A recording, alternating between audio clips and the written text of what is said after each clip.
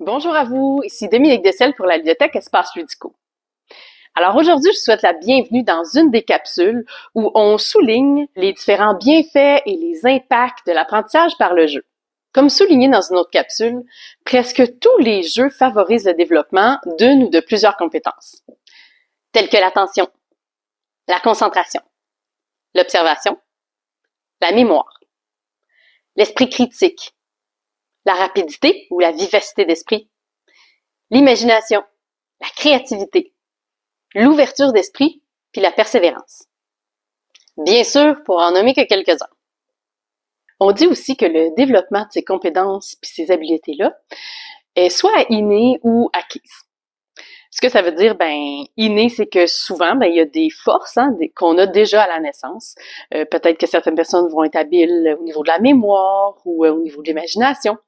Puis, il y a peut-être d'autres personnes qui vont avoir besoin de les travailler davantage. Fait que ça va être en le pratiquant, en vivant plusieurs expériences, puis en jouant, que ça va davantage se développer.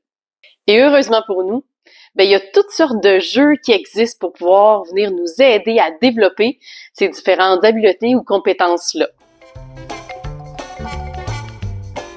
Aujourd'hui, on va aborder ensemble un des volets de la sphère cognitive.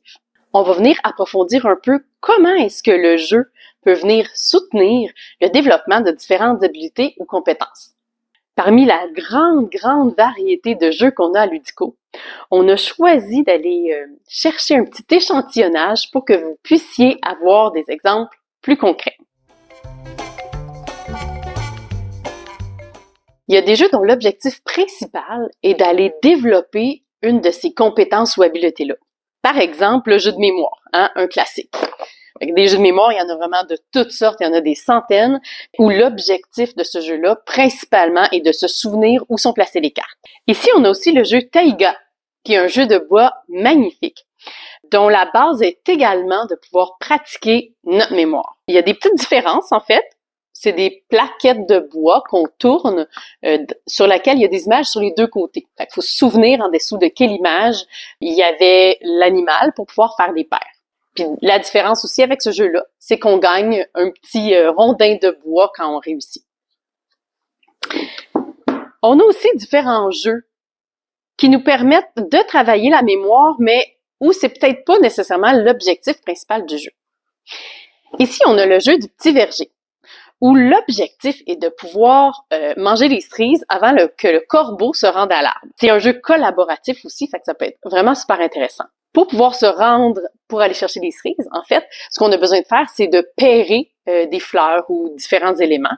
Donc, ça nous demande de se souvenir où sont les petites fleurs pour pouvoir les pairer.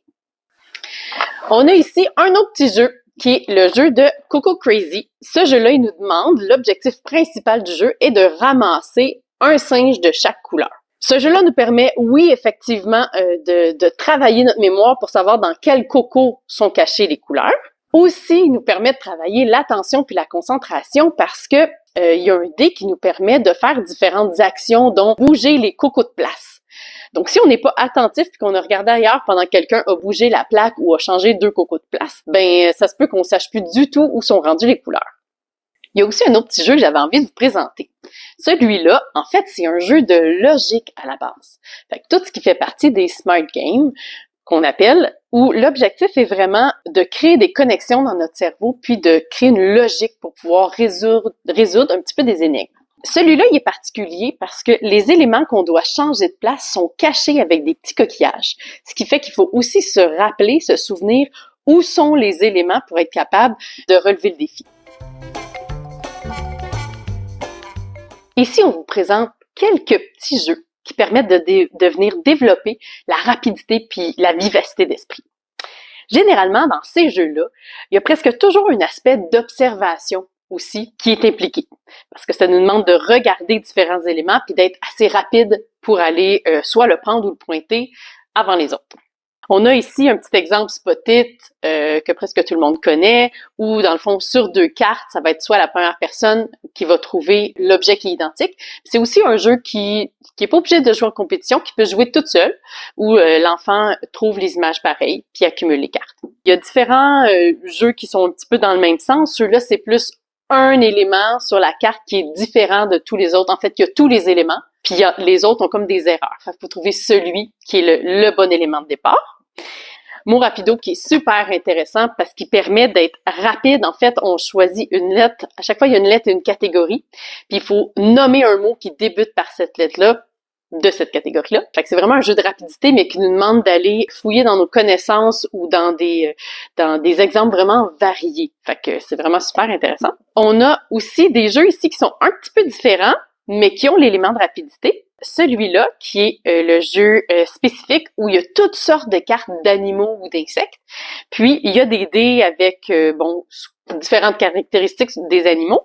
Puis, ce que ça nous demande, c'est de brasser les dés puis d'être le premier à aller appuyer sur la carte de l'animal qui a toutes les caractéristiques. Ça nous demande aussi de travailler notre mémoire, parce que quand la carte a déjà été nommée ou a déjà été prise par quelqu'un d'autre, il faut aller peser sur la loupe. Puis, à ce moment-là, on peut aller rechercher la carte de l'autre personne. Fait qu'il y a différents aspects dans ce jeu-là. Rapidité, observation, mémoire, puis connaissance aussi pour bien connaître les animaux. Pour ce qui est des petits jeux Brainbox, on en a vraiment plusieurs catégories à la ludothèque. Celui-là, c'est invention. Donc, l'objectif dans ce jeu-là, c'est qu'il y a une personne qui montre une carte pendant quelques secondes. Ensuite, on cache la carte, puis on pose des questions aux participants. Il peut en avoir plusieurs ou juste un. Puis, l'objectif, c'est de se souvenir des réponses qui étaient inscrites sur la carte. Fait que ça peut être un jeu de rapidité, parce qu'il faut être le premier à répondre quand on joue à plusieurs, mais c'est aussi un jeu de mémoire, parce que ça nous demande de nous souvenir des informations qui étaient sur la carte. Pour ce qui est du jeu C'est pas faux, ce jeu-là, ce que ça nous demande, c'est d'observer la carte. Ensuite, la personne elle tourne un dé, donc on doit donner une bonne réponse ou une mauvaise réponse, donc un inverse, mais de la même catégorie, que la personne va nous poser une question. Fait qu'exemple, on a une image qu'elle nous montre, puis la personne brasse le dé qui nous dit qu'il faut donner une mauvaise réponse, puis la personne nous dit, mettons, quel légume est sur la carte. Mais là, il va falloir nommer un légume, mais pas celui qui est sur la carte, un autre. Donc, ça nous demande celui-là d'être rapide, parce que c'est celui qui dit la réponse en premier qui gagne la carte. Mais ça nous permet aussi vraiment de travailler l'observation, puis de faire des liens différents dans notre cerveau, parce que des fois, il faut donner une fausse réponse, mais d'une bonne catégorie. Je vous présente ici 3 autres petits jeux de rapidité. Quick Cup, qui est un jeu où chaque joueur a des petits verres de couleur, avec lesquels il reproduit une image qui est montrée devant à tout le monde. Puis c'est le premier qui aligne ses verres de la bonne façon et qui sonne la cloche qui gagne la carte. On a aussi le jeu Moustache Smash qui demande aux enfants avec comme une tapette à mouche là, mais sur laquelle il y a une moustache, d'être le premier à mettre la tapette à mouche sur une moustache qui est soit la même couleur ou la même forme que la sienne. C'est un jeu de rapidité qui peut être vraiment rigolo.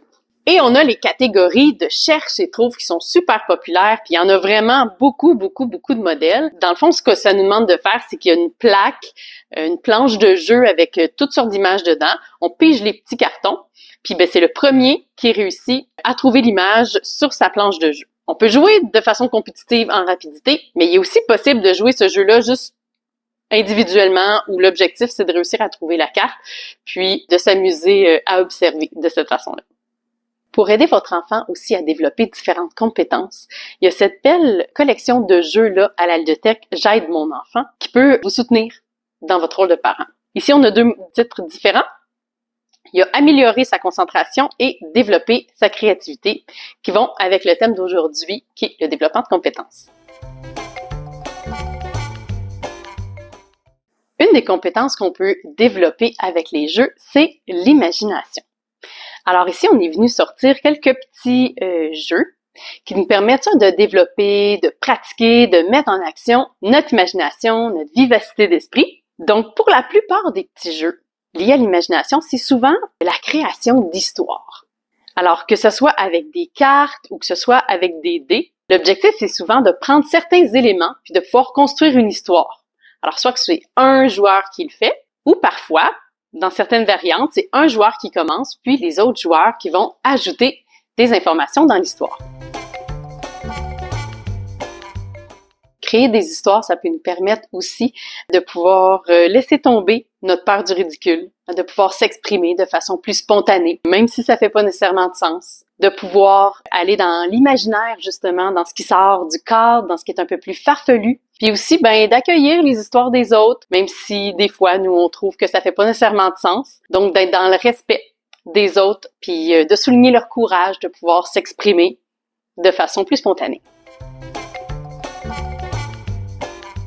Pour terminer le volet du développement des compétences puis des habiletés, on avait envie de vous donner un dernier petit exemple avec le casse-tête, qui est vraiment une belle petite mine d'or pour développer l'attention, la concentration, la persévérance, parce que c'est pas toujours évident.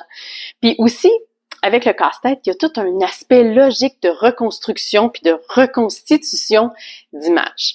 Ici, on vous a présenté un casse-tête de 200 morceaux. À la ludothèque, il y en a des centaines et des centaines de 2 morceaux à 1000 morceaux. Que vous soyez un débutant, que ce soit nouveau pour vous les casse-têtes, ou même si vous en êtes un passionné. Mais ça peut être pratique de venir en emprunter au lieu de les acheter à chaque fois parce que ça peut devenir beaucoup plus économique. C'est vrai pour les casse-têtes, puis c'est aussi vrai pour toutes sortes de jeux. Alors, on vous invite à venir découvrir la ludothèque si c'est pas déjà fait, puis venir en profiter en famille, que ce soit pour développer toutes sortes de compétences ou plein d'apprentissage. Sur ce, amusez-vous bien!